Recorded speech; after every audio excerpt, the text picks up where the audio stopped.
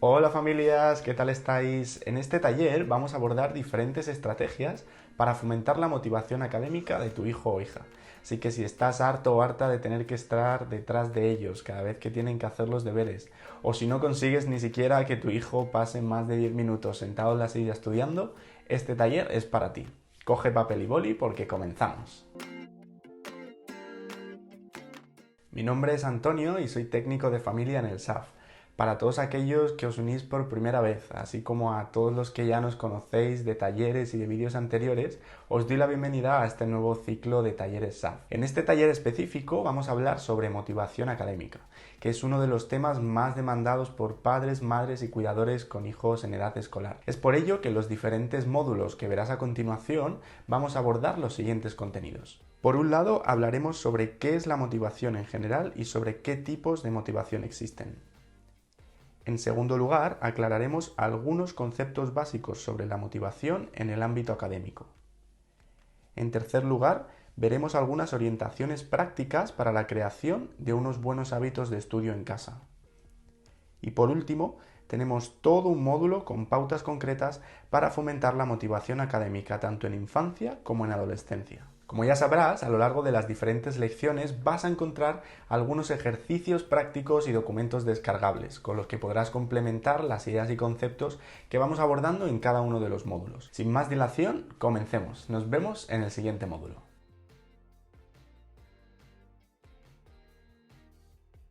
¿Cómo definimos la motivación?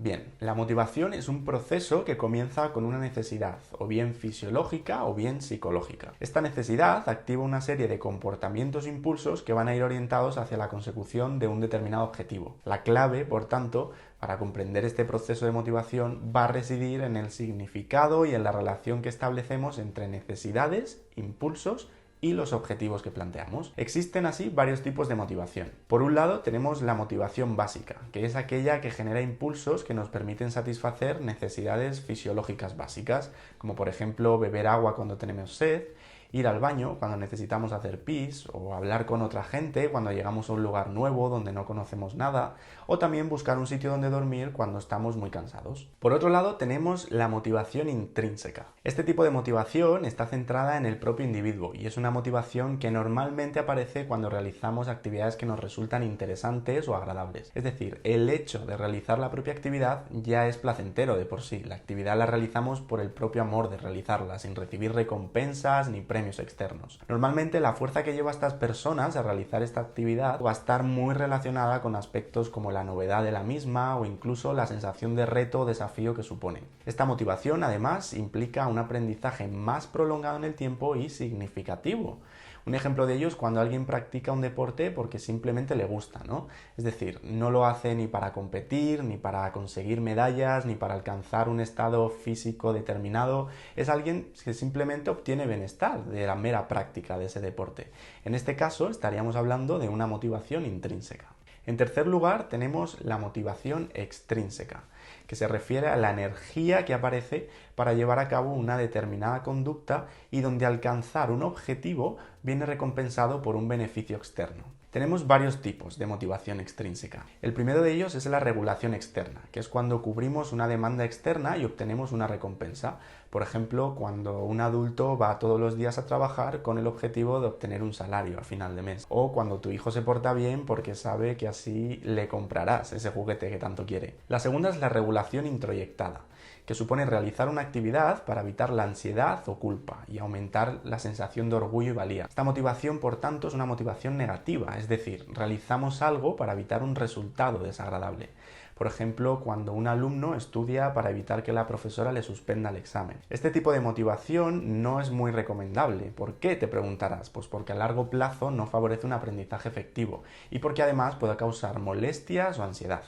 Provoca que las personas pues no estén concentradas ni deseen realizar la tarea, sino que más bien quieren evitar los problemas que pueda acarrear el hecho de no hacer esa tarea. En tercer lugar tenemos la regulación identificada. Es una regulación extrínseca más autónoma. Es decir, aquí la persona busca un beneficio extrínseco, pero trata de darle importancia a su comportamiento con el objetivo de buscar su valor. Por ejemplo, imagina un estudiante de bachillerato que tiene que preparar el examen de selectividad. Pues va a tratar de buscar el valor de dicha prueba, por ejemplo, viéndola como una oportunidad para entrar a la universidad y estudiar la carrera que le gusta. Y por último, además de la motivación básica, la motivación intrínseca y la motivación extrínseca, también tenemos otro tipo de motivación llamada amotivación o desmotivación, que aparece cuando un individuo carece de la intención de actuar. Es decir, para el caso de este taller, carece de la intención de estudiar, ¿no? Esto ocurre porque el alumno no tiene importancia o esa actividad no le hace sentirse competente. Es decir, teme a que no obtendrá los resultados que desea, por lo que ni siquiera se plantea llevar a cabo ninguna acción para perseguir dicho objetivo. Ahora que ya conoces en qué consiste la motivación, así como sus diferentes tipologías, vamos a profundizar un poquito más en cómo tiene lugar dicho proceso en un ámbito académico o educativo. Nos vemos en la siguiente lección.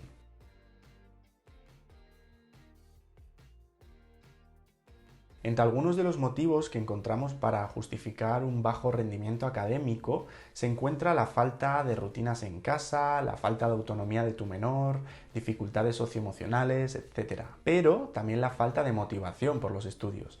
Evidentemente, todas estas variables se van a retroalimentar las unas a las otras y van a dar lugar a diferentes comportamientos que se pueden ajustar más o menos a lo que tú consideras que es un comportamiento de un buen estudiante. Por ello, es muy importante que cuestiones, primero, qué situación o circunstancias de vuestra casa podrían estar empeorando el rendimiento escolar de vuestros hijos y, sobre todo, cómo podrían estar afectando al interés que ellos y ellas ponen o dejan de poner en sus estudios. Una vez que tengas identificadas las posibles variables que afectan a su rendimiento, será mucho más fácil buscar estrategias que realmente permitan aumentar su interés y motivación por el ámbito académico. Te recuerdo también que la motivación escolar siempre interviene en tres fases. Una fase de deseo o interés, donde anticipamos los beneficios de una tarea, una segunda fase de acción, es decir, de comportamientos dirigidos hacia el objetivo, y por último una fase de recompensa, en la que obtenemos un beneficio o el bienestar por haber realizado esa determinada tarea. En la fase de deseo e interés entran mucho en juego las emociones y las expectativas que nuestro hijo o hija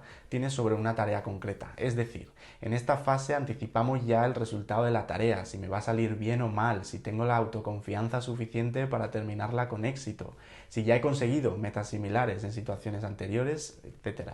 Si te das cuenta, en esta fase nuestro cerebro se acoge a todos esos aprendizajes y experiencias previas para valorar de algún modo si realmente merece la pena ponerse manos a la obra o no. Ahora imaginemos que la expectativa que nuestro hijo tiene sobre esa tarea termina siendo positiva y que finalmente se decide a tomar acción. Aquí ya entraríamos en la segunda fase, la fase de acción, donde aparece una planificación, una organización de las acciones y donde cobrarán un papel esencial nuestros hábitos y rutinas de estudio, por ejemplo. Y por último, tenemos una fase de recompensa, es decir, donde nuestro hijo o hija obtiene el beneficio que buscaba, que puede ser algo externo, como un buen resultado en ese examen de mates, pero también puede ser el bienestar interno y la satisfacción, pues de haber terminado la tarea con éxito, ¿no? Esto a su vez también genera un aprendizaje muy valioso en nuestros menores porque ya no solo han aprendido sobre matemáticas, sobre historia o sobre literatura, sino que también han aprendido que son capaces de aprender y por tanto la siguiente vez que tengan que ponerse a estudiar, su expectativa con respecto a la tarea va a ser mucho más positiva. De esta manera se estaría desencadenando la cascada del aprendizaje. Como habrás podido ver, hay varias ideas y variables rodeando a este concepto de motivación académica. No obstante, de este módulo, quédate con las diferencias principales entre motivación intrínseca y motivación extrínseca. Y con esta última reflexión acerca de cómo una expectativa positiva puede desencadenar el interés y la motivación por los estudios. Si te surge alguna duda o comentario, o si algún concepto no termina de quedarte muy claro del todo, no dudes en dejarlo por aquí abajo en comentarios para que así podamos reflexionar todos y buscar la manera adecuada de resolverlo. En las siguientes lecciones trataremos de integrar estos conceptos en pautas y orientaciones concretas para facilitar estos procesos de motivación de los que estamos hablando. Nos vemos en el siguiente módulo.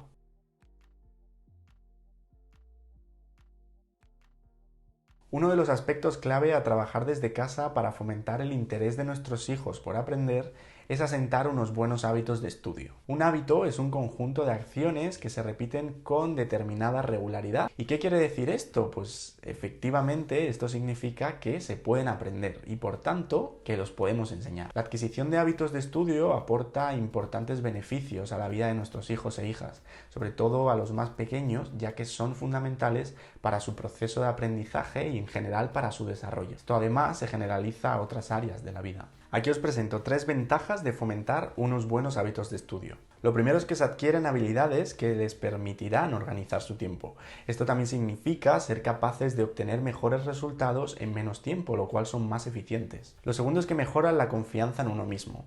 Los hábitos van a contribuir a la formación de un autoconcepto y una autoestima académica adecuada. Y lo tercero es que ayudan a la construcción de aprendizajes significativos.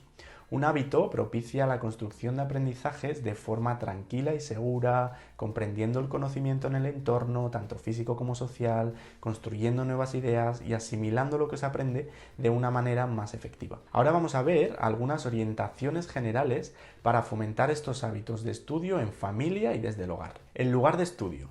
Procura que el espacio de estudio de tu hijo sea un sitio donde exista la tranquilidad, con ausencia de ruidos, despejado y sin objetos cercanos que puedan llevar a distracciones, como por ejemplo la tablet o el teléfono móvil. Además, te recomiendo que el escritorio esté cerca de alguna fuente de luz natural, como por ejemplo una ventana, y que la silla de tu hijo o hija mínimamente sea cómoda, para evitar que se levante con más frecuencia de lo habitual. 2. Marcar un tiempo para las tareas. Para esto puede ser útil crear un horario de actividades o de estudios. Si a los adultos ya de por sí nos cuesta organizar nuestro tiempo entre tanta actividad, pues con nuestros hijos ocurre exactamente lo mismo. Os recomiendo elaborar en una cartulina o en una hoja un horario de actividades o de estudio con el que se puedan organizar las tardes en casa. Una vez terminado, lo ideal sería colocarlo en un lugar visible, o bien en la casa o bien en su habitación, de manera que nuestro hijo o hija lo pueda ir observando y vaya teniendo poco a poco más conciencia de ese paso del tiempo, aprendiendo de alguna manera a gestionar mejor el mismo. 3. Conoce a tu hijo, sus capacidades e intereses, para que utilizando sus características personales puedas motivarlo a estudiar y aprender. Tu trabajo aquí será principalmente identificar la relación entre sus gustos personales por un lado y las cosas que estudia en clase por otro, tratando de establecer puentes entre ambas áreas. Por ejemplo, imagina que le gusta el fútbol, pues puedes animarle a que estudie algo de historia del fútbol. O si le gusta alguna película en concreto, podrías enseñarle la importancia que tiene la educación en la vida de los personajes de esa película. O por ejemplo, si le gustan los videojuegos, puedes enseñarle el complejo proceso que requiere hacer un videojuego, que involucra conocimientos de matemáticas, de programación, de arte y muchos otros aspectos también académicos. Es decir, dale una razón y un sentido por la cual estudiar. En muchos casos, de niños mayores o de adolescentes, les preguntamos a los padres: ¿tú quieres que tu hijo estudie? ¿O para qué quieres que estudie? Y la mayoría no saben qué contestar. Lo que suelen decir es porque es su obligación. Y eso es un por qué, no un para qué. Si tus hijos no tienen un para qué a la hora de ir al colegio, muy probablemente irán por obligación y sin ninguna ambición, por lo que terminarán básicamente perdiendo su tiempo. El objetivo es que tu hijo le dé un sentido y que aprenda lo importante y lo valiosa que puede ser la educación para su futuro, incluso en todos aquellos ámbitos que a él o a ella le fascinan. 4. Proponle metas accesibles y a corto plazo, como por ejemplo leer 3 páginas o hacer un esquema pequeño sobre X concepto o comenzar haciendo los ejercicios que le resulten más fáciles. Es decir, no pretendas conseguir grandes logros ya desde el inicio, ya que un hábito se va creando poco a poco, con tiempo y con práctica. A medida que vayas viendo que tu hijo o hija va ganando esa confianza en este proceso, podrás ir aumentando la demanda de sus tareas. Una vez que logremos poner estos hábitos a funcionar, teóricamente se facilitará mucho la tarea de estudio. No obstante, la motivación académica ya sabemos que no es algo fijo, sino que va fluctuando en función de nuestra situación personal, económica, familiar o incluso amorosa, ¿no? Especialmente durante la adolescencia. Por ello, en el siguiente módulo te facilito una serie de estrategias para seguir trabajando sobre estos aspectos más emocionales, motivacionales del aprendizaje, repartidos por nivel de desarrollo desde la infancia hasta la adolescencia. Nos vemos en el siguiente módulo.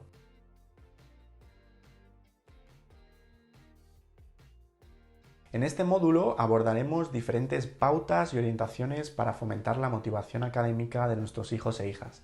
Y en esta sección, en concreto, haremos referencia a todas aquellas estrategias que nos pueden servir para fomentar ese interés, principalmente en la etapa de la infancia o de educación primaria. 1. Interésate por lo que está aprendiendo. Puedes hacerle preguntas acerca de los temas que su profesor o profesora le ha enseñado durante las clases.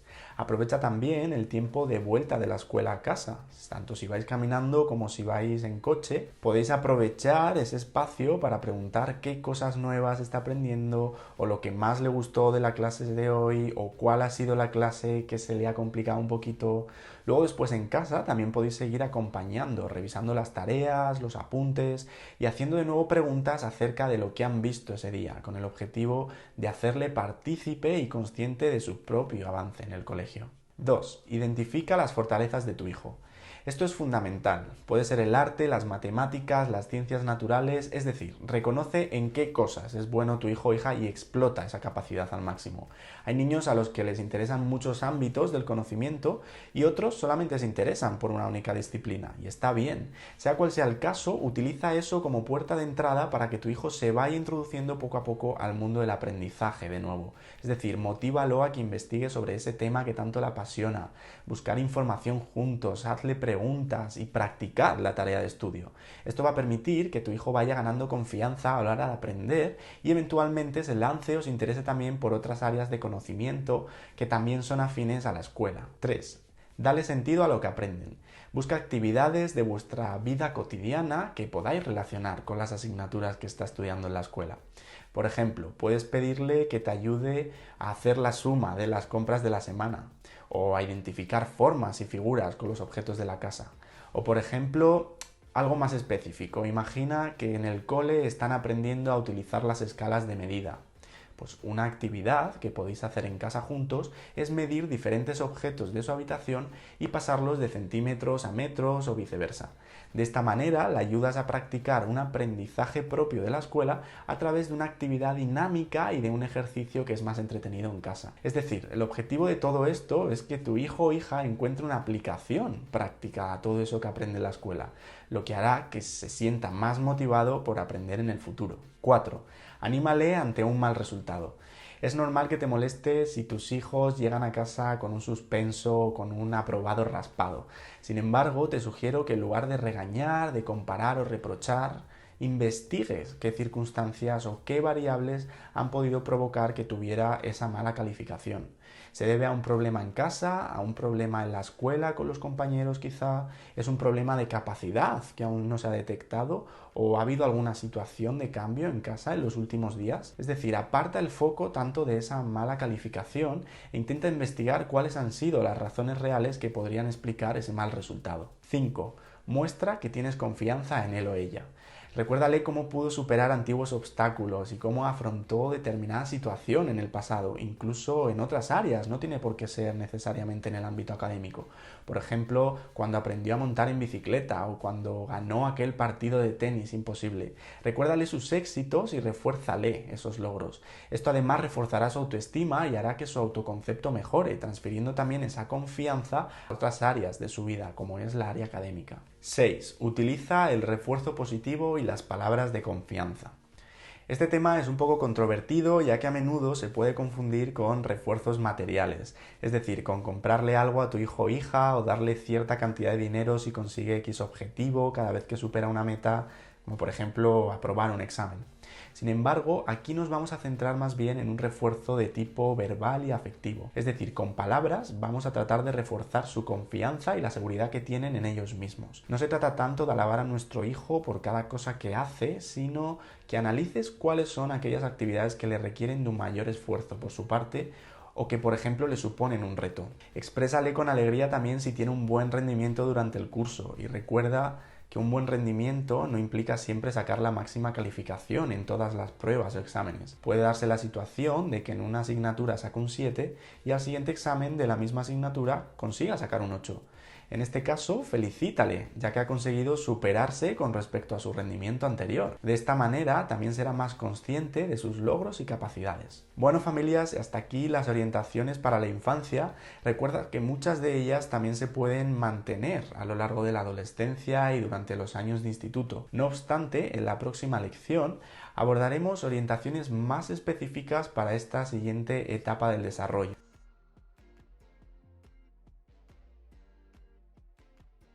En la etapa de la adolescencia también es muy común encontrar resistencias a la hora de conseguir que nuestros hijos e hijas cumplan con sus obligaciones académicas y mantengan un buen rendimiento a lo largo de toda su educación secundaria. Por motivos evidentes, la adolescencia es una etapa complicada. La responsabilidad de tener que estudiar además se junta con el desarrollo físico, sexual, emocional, social e identitario de nuestros adolescentes. Y además a ello le tenemos que sumar la frustración que puede llegar a generar el no saber qué hacer con su futuro profesional o hacia dónde dirigir sus estudios en apenas unos años. Si no ha habido unas rutinas o unos hábitos de estudio adecuados en casa ya implantados desde etapas anteriores, todo esto puede hacer que se vuelva una etapa aún más complicada en términos académicos. En cualquier caso, aquí van una serie de orientaciones para fomentar la motivación por los estudios de tu hijo o hija adolescente. 1.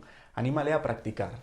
¿Cuál es la materia o asignatura que a la mayoría de los estudiantes les cuesta estudiar? Son las matemáticas, puede que la historia... Pero ¿sabes por qué a tantas personas no le gusta este tipo de asignaturas? Bueno, pues porque no las entienden o porque se les hacen difíciles.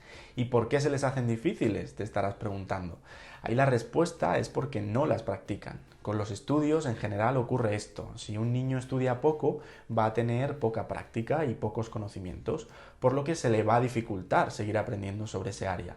Y si algo va a ser difícil, lo va a percibir como algo desagradable y como algo que tiene que evitar. Si te das cuenta, evitar este estudio ya estaría cerrando ese círculo vicioso de sin estudio no hay práctica y sin práctica no hay aprendizaje. Sin aprendizaje me frustro porque no veo progresos y por tanto no hago nada. Es decir, terminan entrando en una dinámica que no les permite ni aprender ni progresar en el instituto. Por otro lado, cuando alguien se esfuerza en practicar, con el tiempo la tarea le termina resultando más fácil, incluso divertida.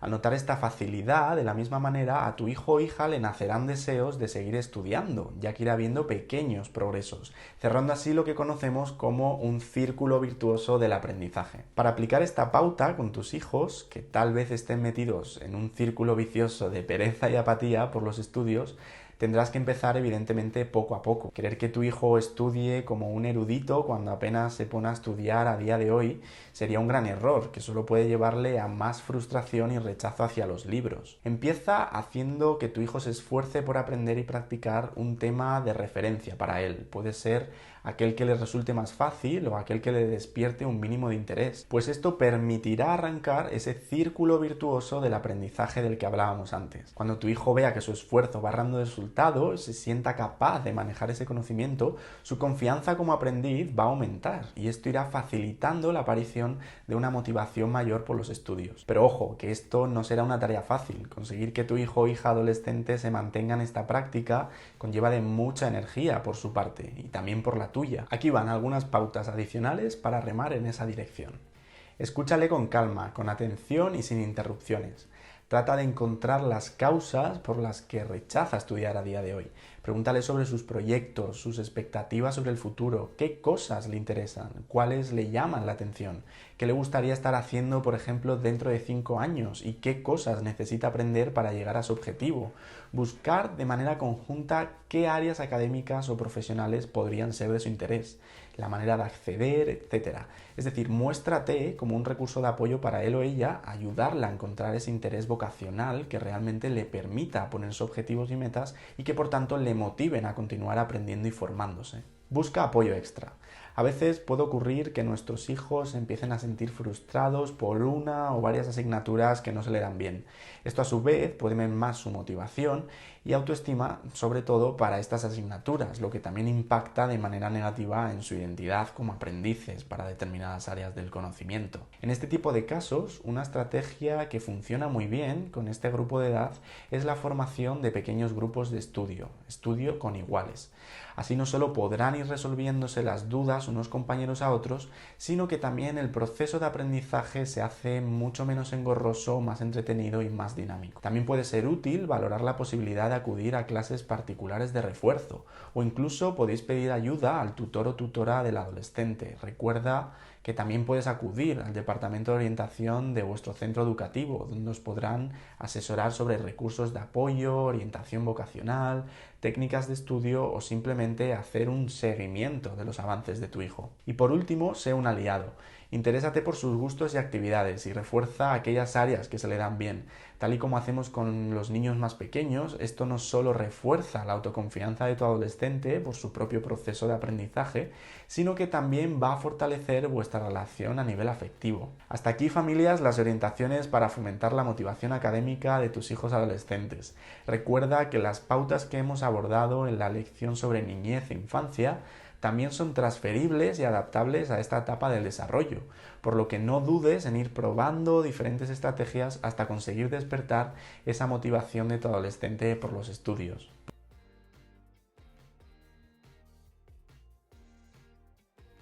Como habrás podido comprobar, son muchas las variables que tenemos que tener en cuenta a la hora de educar y de fomentar a nuestros hijos buenos hábitos de estudio y sobre todo despertar su interés y motivación por aquellas actividades y por aquellas tareas asociadas a la escuela. No obstante, aquí va una recapitulación de las ideas principales que te deberías llevar de este taller. 1.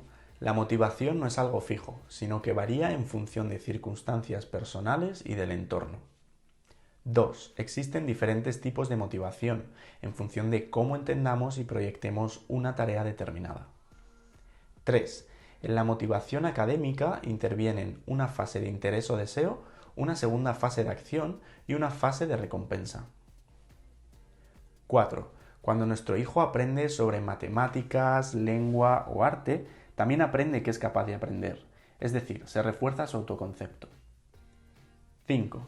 Implantar unos buenos hábitos de estudio es como tener la mitad del trabajo hecho. La motivación viene después de la práctica. 6. Hay que cuidar el espacio físico de estudio. Un espacio sin ruidos, con una silla cómoda, la mesa despejada, con luz natural, etc. 7. Identifica las fortalezas de tu hijo o hija y refuerza positivamente sus logros a través del reconocimiento verbal. 8. Dale sentido a los aprendizajes más allá de la escuela con actividades dinámicas en casa. 9. Escucha sus intereses, inquietudes y ambiciones y anímale a participar para que vea que es capaz de progresar y aprender. Y 10. Pide ayuda a equipos profesionales si la necesitas, tanto al equipo docente del centro educativo como al equipo de orientación, o incluso en servicios especializados de atención familiar como el servicio de atención a la familia. Recuerda que puedes hacer uso de la sección de comentarios justo aquí debajo para compartir tus experiencias o dudas, o incluso otras situaciones típicas que no hayamos abordado en este taller. También sabes que puedes contar y que tienes a tu disposición nuestro servicio de orientación familiar, donde profesionales en intervención familiar te acompañarán y te pueden guiar frente a los retos y desafíos de la crianza y la convivencia en familia. Finalmente, te animo también a que nos sigas en redes sociales, donde encontrarás cápsulas educativas con herramientas y pautas para la crianza, así como muchas ideas de ocio e información sobre otros recursos municipales todas las semanas. Gracias por seguir una vez más con el SAF y nos vemos en próximos talleres.